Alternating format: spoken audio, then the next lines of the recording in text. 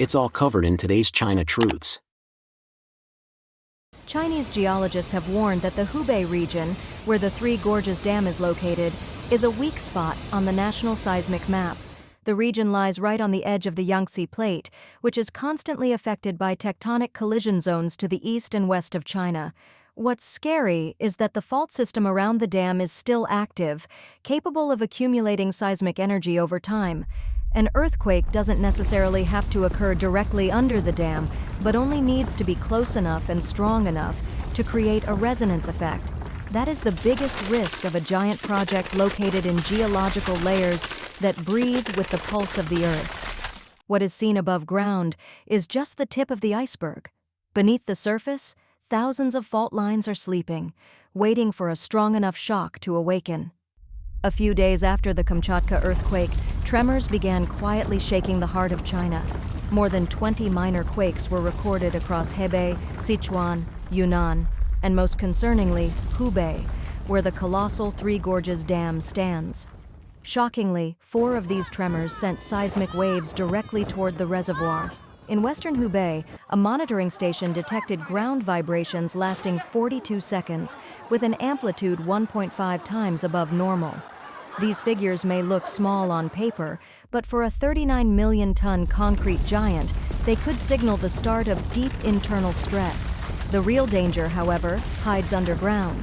The dam is anchored to ancient rock, shaped by hundreds of millions of years, filled with microscopic cracks and fragile tectonic scars. Beneath it runs the Qianjiang Fault, a vast rupture stretching hundreds of kilometers beneath the dam's feet. It sleeps for now, but even distant aftershocks or sudden pressure changes could be enough to wake it, with consequences no one dares imagine. After the 8.7 magnitude earthquake in Kamchatka, many international researchers expressed concern that this tremor would ring the alarm bell for the entire Asian mainland. Why? Because the ancient fault system that passes through Kamchatka, North China, and then extends all the way to the center of mainland China acts as a conduit for seismic energy. The seismic shock in Russia can be compared to a pebble thrown into a lake, creating ripples that spread to unexpected places. And the Three Gorges Dam, standing tall like a fortress, is right in the middle of those ripples.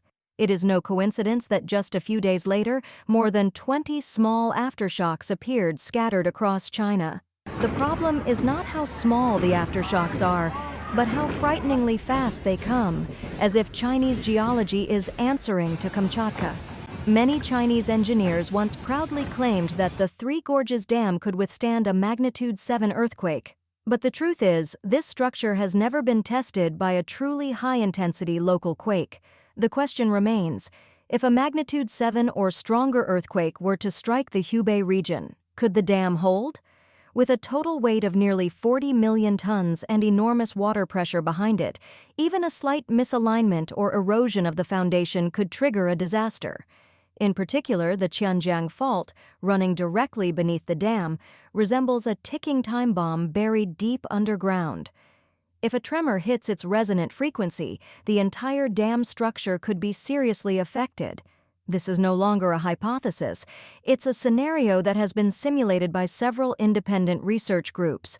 Moreover, cracks that had previously been documented on the dam's surface have now become more visible, further fueling public concern. As tremors continue to ripple across the region, more and more observers are questioning whether the structural integrity of the dam is being quietly compromised. What once seemed like distant warnings are now resurfacing with urgent relevance. A leaked report from the Chinese Academy of Geological Sciences revealed that the reservoir area of the Three Gorges Dam is experiencing microstratigraphic shifts at an accelerating pace. These movements are extremely small, only a few millimeters per year, but for a massive structure like the Three Gorges, even a tiny displacement can lead to structural deformation. Notably, such movements were never recorded in this area before 2008, the year of the Sichuan earthquake that killed more than 80,000 people. After that catastrophe, scientists began paying attention to a new phenomenon: chain reactions within interconnected fault systems. This means that any major collision in one location could cause faults hundreds of kilometers away to begin stirring. The Three Gorges Dam is now sitting in a geological network no one can fully control. Beyond the seismic threat, the water pressure in the Three Gorges Reservoir is also a hidden danger. During the rainy season, water levels can exceed 175 meters, the maximum height allowed by the original design. Excessive pressure on the foundation not only increases the risk of erosion, but may also widen hidden cracks over time. Recent studies have found signs of micro-leakage occurring at several contact points between the dam's concrete and the bedrock. Under normal conditions, these are just minor technical flaws, but when combined with seismic aftershocks and rising water pressure, those invisible cracks could be the starting point of a catastrophe. No one can say for sure what will happen if all risk factors converge at once. If the Three Gorges Dam were to fail, the consequences would not just be an engineering disaster, it would be a nightmare of epic proportions. More than 600 million people living downstream along the Yangtze River, from Yicheng to Shanghai, would be in danger. A simulation by a Japanese research group showed that if the dam collapses, floodwaters could submerge the entire city of Wuhan in less than 6 hours. What's troubling is that the Chinese government has never released a realistic evacuation plan for a dam failure scenario. Instead, they keep emphasizing that the Three Gorges is absolutely safe. But in the natural world, nothing is absolute. And when blind faith meets geological reality, the cost could be the lives of millions. State-backed influencers, often called Little Pinks, have long hailed the Three Gorges Dam as one of humanity's greatest engineering feats. At 2.3 kilometers long, 185 meters high, and able to regulate 45 billion cubic meters of water, it stands as a symbol of China's dominance over nature. But behind the pride lies a fragile truth. This giant stands on unstable ground. Built in a seismically active zone, the dam now faces rising risks, especially after the recent 8.7 magnitude quake in Kamchatka. Some may wonder how a quake 4,600 kilometers away could pose a threat, but geology doesn't respect distance. Kamchatka lies on the Pacific Plate, which is subducting under the Okhotsk Plate, part of the massive Eurasian plate that underpins the Three Gorges. The shock sent seismic energy rippling through ancient fault lines, from Kamchatka to the Amur Plate, the Yangtze Plate, and deep into central China. During the rainy season, typically from June to September, the Three Gorges Reservoir is filled close to its maximum level of 175 meters. At this point, more than 45 billion cubic meters of water exert immense pressure on the reservoir floor. If a remote earthquake, even just magnitude 5 or 6, occurs during this time, it can trigger a resonance effect, increasing the risk of structural cracking. A study by the Chinese Institute of Geophysics warned that seismic waves with an amplitude of just 0.2 G, when combined with weak rock and high water levels, could triple the normal stress on the dam's foundation joints. A historical warning exists. In 1963, a landslide near Italy's Vajont Dam triggered a 200-meter-high wave that overtopped the dam and killed over 2,000 people, even though the dam itself remained intact. A similar disaster could occur at Three Gorges if heavy rains or quakes trigger an upstream landslide while the reservoir is full. A deeper concern lies in China's interconnected fault system. Major faults like Lanzhou, Shaanxi, Wenchuan, and Sichuan have all produced devastating earthquakes. Now, as seismic energy is released from the Kamchatka subduction zone, the landmass compressed between the Pacific and Indian plates may begin to shift. The Yangtze Plate, home to the Three Gorges Dam, sits at the center of this double compression. Ironically, Chinese geologists raised these concerns decades ago, even before construction began. But political and energy goals took priority, and now the risks are far harder to undo. If a worst-case scenario unfolds, such as heavy rain triggering upstream landslides combined with a magnitude 6 or greater aftershock in Sichuan or Hubei, the Qianjiang Fault could awaken. This might crack the bedrock, allowing water infiltration, erosion, and eventual weakening of the dam's foundation. In an extreme case, emergency discharges could be necessary to save the dam, unleashing a catastrophic flood downstream. Cities like Wuhan, Nanjing, and Shanghai would lie directly in the flood's path. Experts at Peking University estimate that if the dam were to fail, the damage could exceed $1.2 trillion and impact over 400 million people. Worryingly, current sensors in the Three Gorges area are not sensitive enough for early detection. Some independent geologists have called for advanced radar and accelerometer systems, but nationwide deployment remains incomplete. Moreover, key data on reservoir bed movement and structural stress is still controlled by a handful of research institutions with little public transparency. I don't want to come back to China in my next life. This one is already been leaving nothing but scars. I saw a heartbreaking piece of news, yet they're still pushing for more consumption, more stimulus, more so-called tools in the toolbox. But people don't believe it anymore. No matter what they say, no one trusts them. It's just too hard to make money now. These days, earning a living is harder than eating. The only people who seem to be doing well are civil servants. Some special government workers still make a few thousand yuan a month. If you can just maintain your current income, you're considered lucky. We're just grateful to still be alive. If I had known, I never would have left my hometown in Jiangxi for Guangdong. It's been over a month and I haven't found a job. Now I don't even have a penny left. I haven't eaten for a whole day and night. I can't even afford the bus fare anymore. I don't know what to do. Just look around. It's incredibly hard to find a job. The pipes are rusted and leaking. Everything's falling apart. Look at the middle-aged men, skin and bones, hunched over, barely hanging on. Some are literally begging for a single yuan. These days, if you're not going insane, you're thinking about suicide. No one kneels unless they're truly desperate.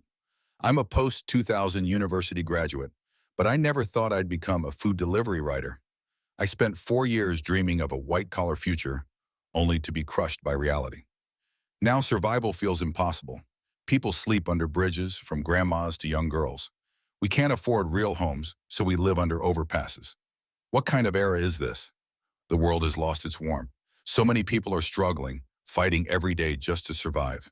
Year after year they work, yet they still worry about making ends meet. The more you work, the more anxious you become. Honest, hardworking people still don't know when or if they'll ever get ahead. In Guangdong, even basic service jobs are hard to come by. Many have returned to Hubei. Just today, 10 buses left, packed with people going back. They leave as soon as the buses arrive. I have a child and elderly parents to care for. I graduated from a 211 university with a master's degree, but after more than 6 months, I just can't take it anymore. I'm heading home. Now people are pawning their homes, cars, appliances, even their phones and computers. The only spending left is on food delivery and cheap drinks. People still order food because they have to eat. That's the last bit of stimulation left in the economy. Every day feels like a performance. Before they at least pretended to care. Now they don't even bother faking it. In 2025, nothing matters more than just surviving. This isn't a slogan. It's the painful reality of the Chinese people under the CCP's economic collapse. As the economy continues to deteriorate, waves of bankruptcies and mass layoffs are sweeping across industries. Countless young people can't find work. Many middle-aged workers have been laid off. Unemployment is everywhere. Millions of Chinese are barely surviving. Some can't even afford food. They're on the verge of mental and physical collapse. Experts say the worsening economy is intensifying social tensions. This is only the beginning, the collapse of an evil regime. Still, the authorities claim the economy grew 5.3% in the first half of the year, and that China has achieved a major victory. That news briefly boosted A-shares. But now they're plunging again. 4,694 companies are down, only 675 are up. Bravo, my country. In Shenzhen, finding a job is impossible. Summer students are now taking up all the roles. Agencies only offer 8 or 9 yuan an hour, and students are snatching them up. What about adults without skills? Agencies don't want us anymore. They'd rather hire students because they're cheaper. For unskilled workers, the past 2 months have been hell. We're living meal to meal, often not knowing where the next one will come from. What can we do? All we can do is wander the streets, homeless. I regret ever leaving home. I should have stayed in the village. Life is too hard. Young people are even dying from despair. I saw a man limping down the street, looking for work but finding none. His foot was swollen and he hadn't eaten. Come in, someone said. Have a meal. Rest a bit. He thanked the kind stranger, sat in the air conditioning, and ate his first meal in days. Just 10 yuan a day. When there's no work, you don't eat. I'm 21, just graduated from university. I couldn't find a proper job, so I came here to do whatever I could. I'm all by myself. How much do you make here now? About 7,000 yuan. No overtime pay. I have to carry 200 bags of sand, 5 bags per load, so that's 40 trips. Then there are 20 bags of mercury too. I've already started working non-stop. Each bag of sand weighs about 4 jin, roughly 2 kilos. So 5 bags equal 200 jin, 100 kwang, and all that for just 10 yuan. Many post-2000 born graduates with master's degrees can't find jobs either. They end up delivering food just to survive.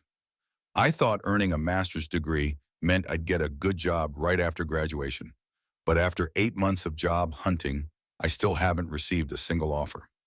Yesterday, my mom messaged me and said that if I really couldn't find work, I should just go back home and figure things out later. But how can I accept that? I didn't want to go back empty-handed, so I started delivering food. Hello, your food has arrived. If I had known I'd end up herding sheep after graduation, I wouldn't have studied so much. Now look at me. Even shepherding requires me to carry drinks. Not bad, right?